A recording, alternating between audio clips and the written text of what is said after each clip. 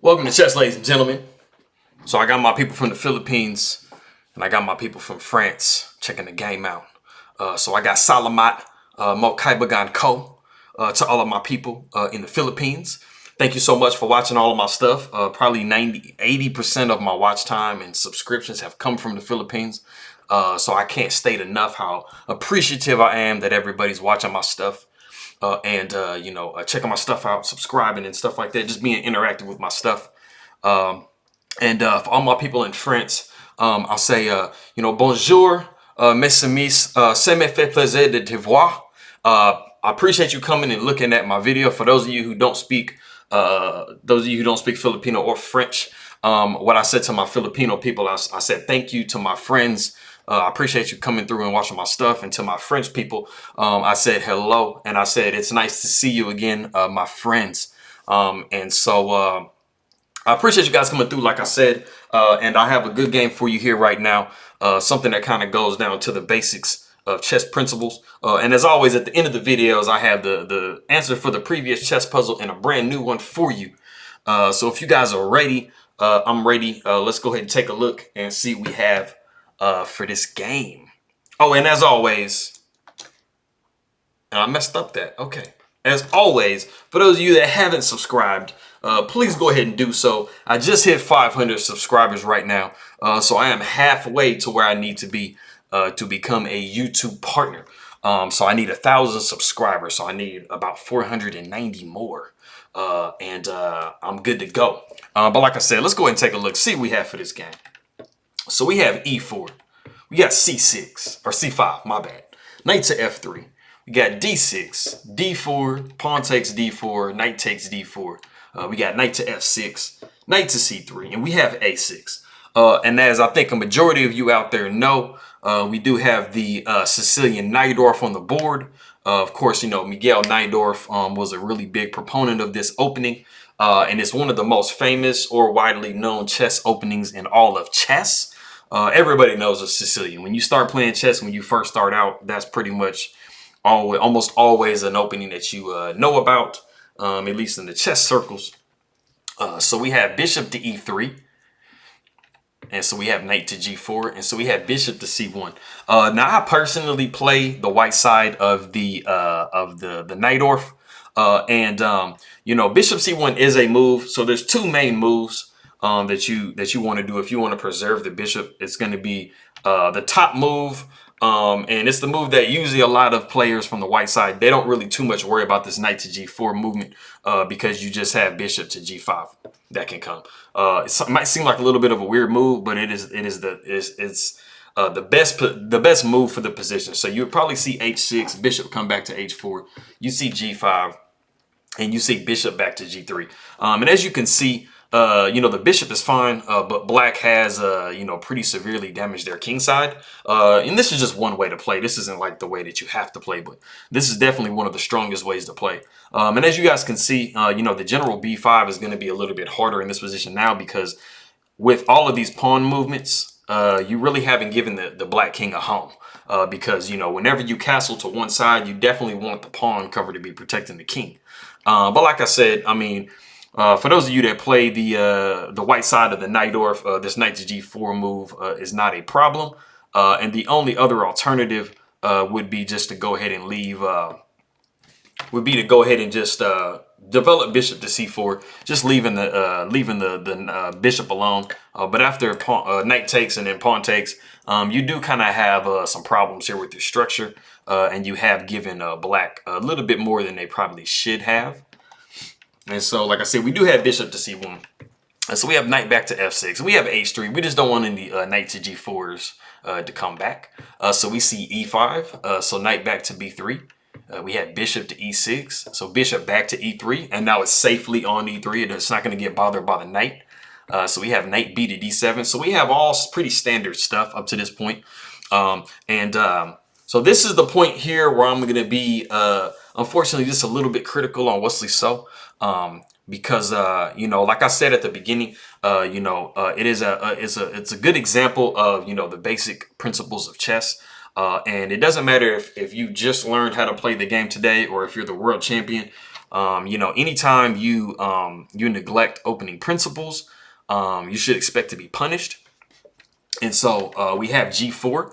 G4 is not a bad move. It's not the best move in the position, but it's definitely not something that's just gonna kind of lose you the game. And then we have H6, just making sure we don't have any G5 movements. And so we have F4. And this is actually a really bad structural move, because as you can see here, the king is still stuck in the center of the board, and you are just way underdeveloped. So I think the mindset of Wesley, so probably in his defense, is he did actually lose this first match between Maxime Vachier-Lagrave. So he has to win tomorrow to make sure that, you know, he's still in the running for being able to get to the end of the Airthings Open. So I just think he kind of went kamikaze mode and just is trying to just do, you know, the best he can to try to play as aggressively as possible. But like I said, unfortunately, no matter who you are, if you neglect the basic principles of the game too severely, it's not going to end very well for you. So after F4, we see pawn takes F4, and we see bishop takes F4. And if you want to go ahead and pause the video here and see what Black actually played to take advantage of just the sheer openness of the king and the lack of development that we've had so far, go ahead and pause the video real quick and see if you can spot the move. Okay, cool. It's a really hard move, I think, to see because it just kind of looks like it just throws a knight away for no reason. But the move is knight to h5. You know, it, like I said, it might seem strange, but the thing about the situation is the fact that you have this king very exposed on this diagonal. So what you've done is discovered an attack with the queen. So of course, you know, if you were to, you know, we see bishop to e3 in the game, but if you were to just take, you know, take the knight, you know, you would see queen to h4 with check. The king would have to come to e2. Then we'd see queen taking f4. And as you can see, you know, there's a lot of problems here for black or for white. You know, it's never good when you have your king just kind of sitting out in front of two different pieces. So this is not something that Wesley so did, of course. Like I said, we did have bishop to e3 in the game. And we are actually still in theory, believe it or not. This has been played quite a few times. And so we see knight to g3. So we got rook to h2. And then knight takes f1, king takes f1. We have h5. Trying to exploit the fact that we have this knight, you know, or this rook just kind of just hanging out by itself over here. So we have knight to d4. And knight to d4 is actually the novelty of the game. And as you guys can kind of see, you know, the white position is not looking that great. You know, the king is kind of stuck here on its own on this half open file. And that's something you never want a king to be, is on a half open file. You know, you're having some issues as far as taking here. You know, you kind of need to get rid of this bishop. So it's a pretty logical move to make, knight to d4. The unfortunate thing is when you're in certain positions, you're having to kind of make survival moves instead of just natural, you know, typical developing type moves. So we have pawn takes h4, and then, like I said, you have to take that bishop off the board with knight takes e6, and then after pawn takes e6, queen takes. We see queen to f6, and you know, that just kind of exclams the you know, the king being in the center of the board still. So we need to sidestep that. So we got king to e2, and as you guys can see, I mean, without having like a chess engine or having like somebody giving you the answers, you guys can see that black is in a much sounder position than white is. You know, white's pieces aren't very coordinated. The king is, you know, kind of having to dance around the board and stuff like that. So anytime you're making, you know, 2 or 3 different, you know, king movements with your king outside of being castled, you know, it's not really pretty. And so we see knight to e5 just gaining further tempo on the queen here. And so the queen comes back to g3. So we got queen to f7. So that kind of allows white to try to climb back in the game a little bit. So we have rook to f1. So king down to h5. We have king to d2. So bishop to e7. We got king to c1. So to credit Wesley, so I mean, because, you know, don't take my criticism of these guys, I mean, as something very serious. You know, I'm not a slouch on the chessboard myself, but I'm not on the level of these guys, you know, when they're playing their best. You know, I can't honestly say I can be pretty critical you know, in this particular situation, and just situations I've seen in the past, because, you know, not every player plays at the level that they're always usually on. But you know, like I said, I mean, these players are very good. And you know, Wesley So to this point has been playing, you know, very strong, you know, considering the position that he's kind of put himself in. And you know, at the end of the day, that's kind of really a testament to how strong these guys are, because even though you know, these players might get in some really bad spots, which Wesley So's in at the moment. You know, it's not like they're just laying over and just giving you the game like, hey, I'm just going to go ahead and let you check maybe. So, you know, Wesley So, because of his strength, is making it pretty hard for Maxime Vachier-Lagrave to, you know, try to, you know, squeeze this win, you know, out. So we have Bishop to F6, and we have King to B1.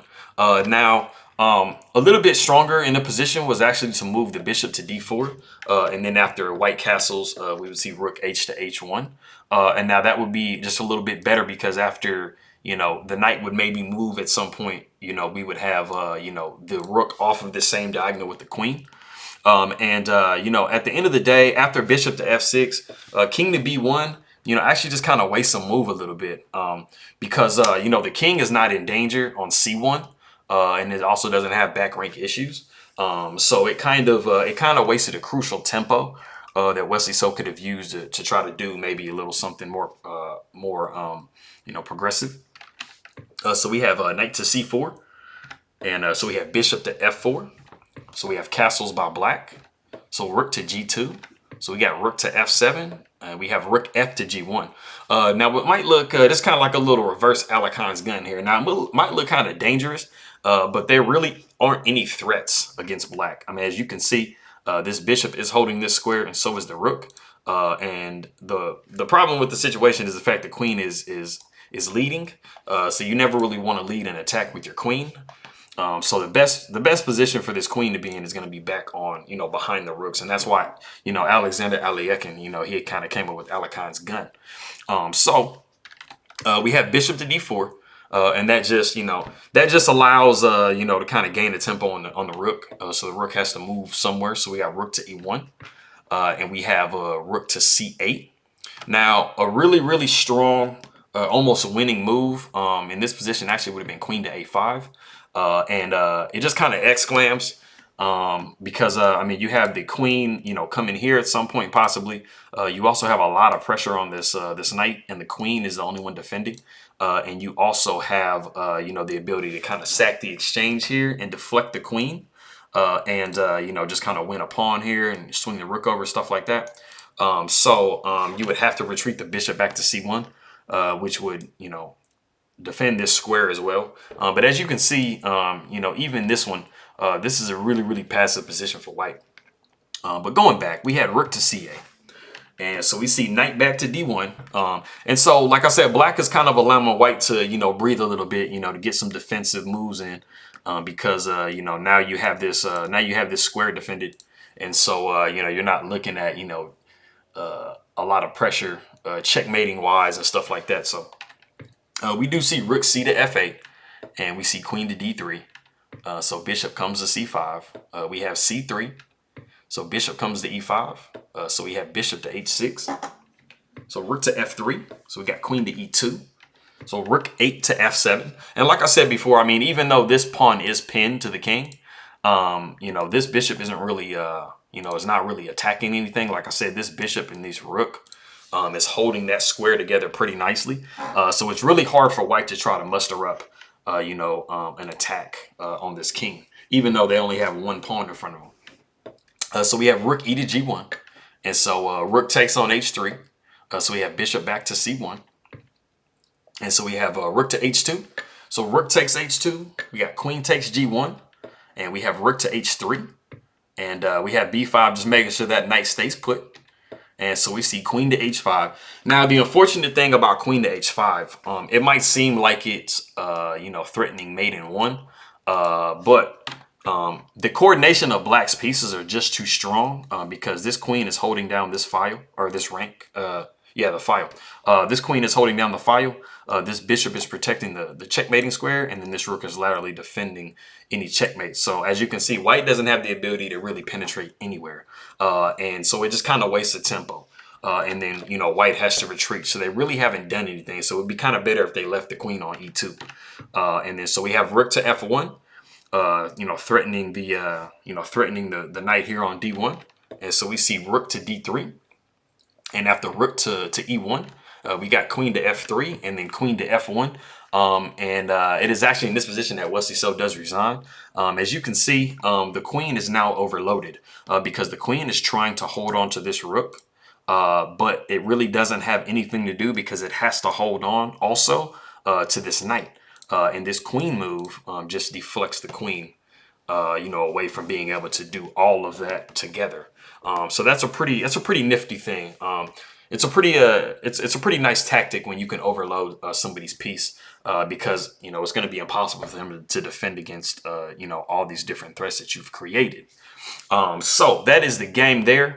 So going to the chess puzzles we have, this was the one I gave you guys last time, and it was a demolition and annihilation of defense. And so as you can see here, this f6 square is pretty heavily defended by the queen and by the knight. And so the best possible situation is going to be to just go ahead and sack the exchange and remove it. You know, of course, we're not going to have the queen take because we're just going to have a family fork. And so you're going to be taking with the bishop, but even still, you have the knight coming in with check. You just have too many situations going on here. And the next one that I have for you guys here is I think it's also an annihilation of defense. As you guys should be able to see in the position, the bishop is holding the position together very nicely. So if you can try to figure out a way to get rid of that bishop, then you should probably have the answer. So that is that. I will be seeing you guys here. I'm gonna try to see if I can't get 4 videos down. I do have the rest of everything kind of set up to get the rest of these rounds, and there were 4. Appreciate you guys.